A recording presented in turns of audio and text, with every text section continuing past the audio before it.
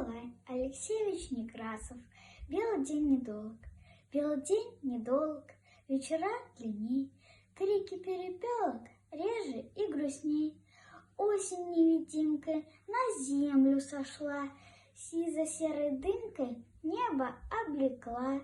Солнце с утра канет в тучи, как в нору. Если и проглянет, смотришь не к добру.